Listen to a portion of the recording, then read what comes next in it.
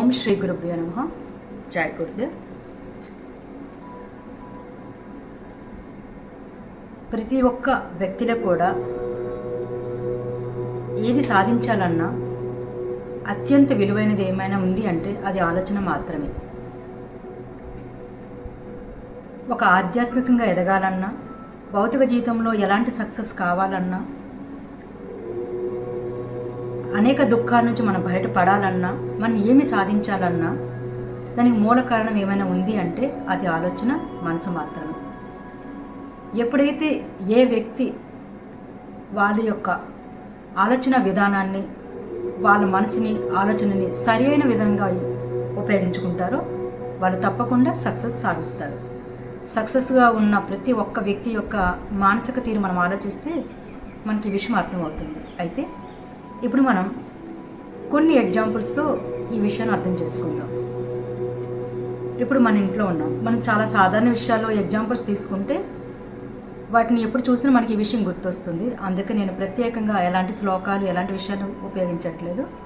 మన నిత్య జీవితంలో మనం ఏది చూస్తూ మాట్లాడుకుంటామో వాటితో చెప్తాను. ఇప్పుడు నేను మా ఇంట్లో ఉన్నాను. ఇక్కడ ఎంతో ఫర్నిచర్ ఉంది, అనేక రకాల సామాన్లు ఉన్నాయి, పూజా విగ్రహాలు ఉన్నాయి, బంగారం ఉంది, బుక్స్ ఉన్నాయి, అన్ని రకాల వస్తువులు ఉన్నాయి. అయితే వాటిని ఆ యొక్క ప్లేస్లో నేను వాటిని ప్లేస్ చేశాను. బంగారం ఎక్కడ పెడతామండి? లాకర్లో పెడతాం. పూజా సామాను దేవుడి గుడిలో పెడతాం. అంటే వాటికి సరైన స్థానము, సరైన ప్లేస్ మనకి తెలుసు కాబట్టి అక్కడ జాగ్రత్తగా వాటిని పెడతాం. అలాగే మనకి వచ్చిన ఆలోచనలు కానీ, మన పరిస్థితులను కానీ, మనకు ఉన్న విషయాల పట్ల ఆ యొక్క ఎరుక ఉంటే గనక, వాటిని సరైన విధంగా మనం ఉపయోగిస్తే కనుక ఖచ్చితంగా వాటిని మనము సాధిస్తాం. చూడండి, నేను ఒక పాడైపోయిన పళ్ళు తీసుకొచ్చి నేను లాకర్లో పెట్టాను అనుకోండి, దాన్ని మీరు ఎలా ఫీల్ అవుతారు?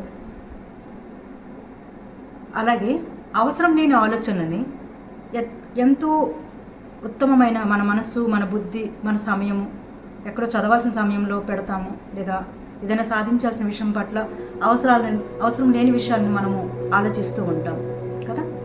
అంటే ఇందాక చెప్పాను కదా, ఒక ఫ్రిడ్జ్లో పెట్టాల్సిన పళ్ళు తీసుకొని నేను ఒక లాకర్లో పెట్టాను అనుకోండి, అది ఎలా సరైనది కాదో అవసరం లేని సమయంలో అవసరం లేని ఆలోచనలు ఆలోచించటం వలన అలానే ఉంటుంది. అర్థమైంది కదా?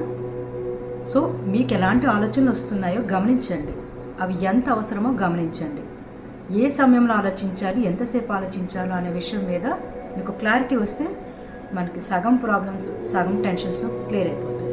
ఇంకొక విషయం తప్పకుండా ఇంకొక టాపిక్ తెలుసుకోండి.